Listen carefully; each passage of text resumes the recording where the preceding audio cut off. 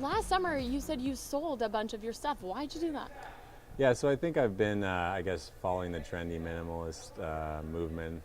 Right now, I guess the millennials are kind of going through the student debt and the mortgage kind of transition. Things aren't the same as our baby boomer parents might have had. So I'm always following, tiny house living, and I love going camping with as few items as I can, and just really getting to that self-reliance that we kind of have lost with today's, automatic dishwashers and Bluetooth refrigerators and whatnot. So I think it's just kind of getting back to keeping things simple, sort of like what I did with my goaltending. I guess maybe it's the same thing, but I think less is more in many ways, and I try not to preach it, but I'm always excited if guys want to go camping with me and give things away to Salvation Army.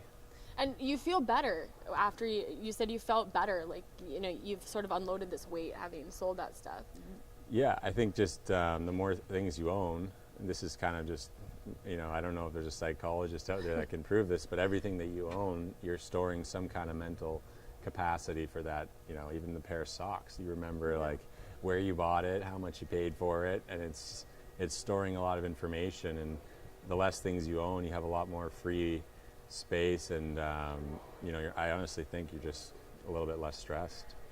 What's the ultimate goal? I know you talked about a tiny house. Are you in the process of looking for one or building one, or is that kind of your ultimate goal? Are you going to start a show that we can watch about tiny house building, or what? Where do you want to go with it? I think you've got more of a face for media, so I think I'm going to stay just exploring it on my own and researching it. A lot of people are kind of guinea pigging that whole lifestyle. And obviously with architecture now, there's tons going on. So I'm holding off, and obviously I don't have the luxury right now to know where I want to live and settle down or anything. But I can't see myself living in a normal home at all, or having a 30-year mortgage. So at least I kind of know what works for me. And I've even looked at living in a van, and obviously the mobility is kind of nice, and being able to go wherever you want. I'm just big on freedom. At what point did you kind of know that was the way you wanted to direct your life, sort of with the minimal things and living small? I think I was kind of forced onto it a bit. Last year I played on 5 teams, and I realized the more things you own, it's a bit of a sort of a disadvantage, obviously, in this zoo of industry, being a goalie. So I think overall it's just been sort of forced on me, but I think a lot of the lessons that I've learned I was supposed to learn. I spent a lot less time on Amazon and online shopping, and I think that's for the better. And just trying to do things that are a bit more, focused on others, and not trying to, see the next hot item on the market to buy. And it just kind of makes you work on your own stuff instead of seek it in other things. Your bank account probably appreciates it, I'm sure, as well. There's definitely a bit of a necessity to learn minimalism for me, and I think it's been one of the greatest blessings in disguise. So. And one of the other things that you're focused on is eating healthy, right? So you really are conscious of what you're putting in your body. When did you become more aware of how your body plays with it, how you function with the right food? Yeah, every player is different. I mean, some guys play well. They score a hat trick after a Big Mac. And for me, with some injuries that I had, I really saw like a huge decrease in my injury time by just taking care of myself, eliminating alcohol and eating more fruits and vegetables. Right. It's just it sounds so simple.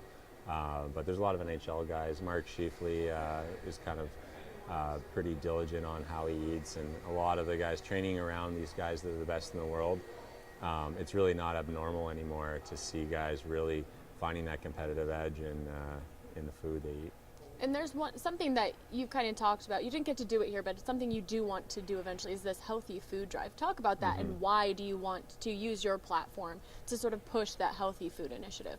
Yeah, so there are some hunger zones in the States, and sometimes food security isn't always optimum, but I think if you can actually have nutritious food given to kids at school, it makes a difference. I came from some privilege where I had a healthy lunch every day at school, and I can really see that the more I learn about the brain health and whatnot, I think some of the best thing you can do for yourself is giving your body the essential nutrients. And I don't want to, preach too much and lecture people on how they eat, but it's amazing that the difference it makes when you start eating just real food and get back to the basics, spend a bit more on produce and shop in the grocery store around the perimeter. And there's a whole movement going on right now.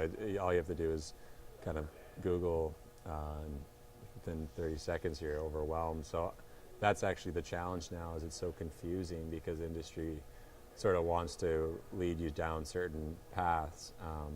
I can get talking about that as well, but I'll just end on that there. Do you feel better? Have you noticed a shift in maybe your game when you know that you've focused on the right foods and eliminated the things, as you said, touched on, as alcohol and maybe sweets and candies and things like that?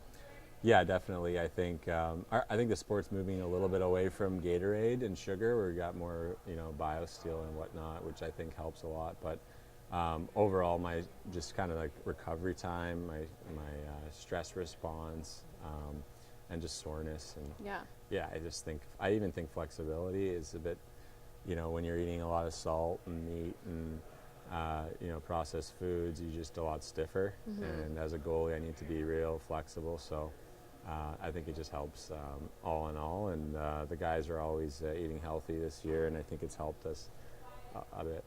What's been your favorite moment so far this season? If you look back at this year, what's maybe been the thing that is going to stand out most to you? There was kind of an interesting game in Norfolk where I was on the bench talking to a fan.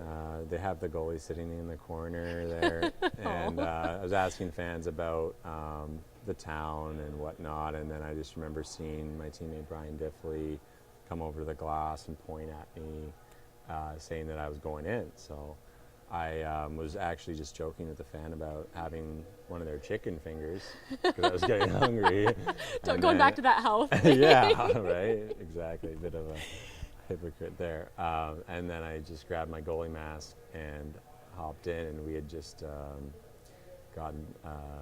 they had just evened the score at 6-6, and held it off, went to overtime, held them off again, and we scored in overtime, and I stopped all three, so we ended up getting the win.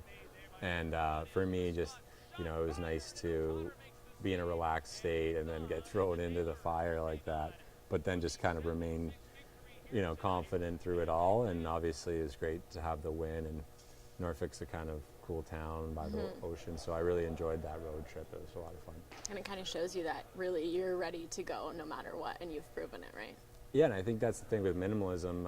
It really reminds you, you have everything you need already, instead of, even with healthy eating, you can get a little bit wild when you start thinking, oh no, I need to have my organic, celery juice on the day of a game, and I need to be, having my green smoothie, and if I don't have that, am I going to be able to, so I think it's definitely a lot about balance, and like you said, just kind of knowing you're ready at all times.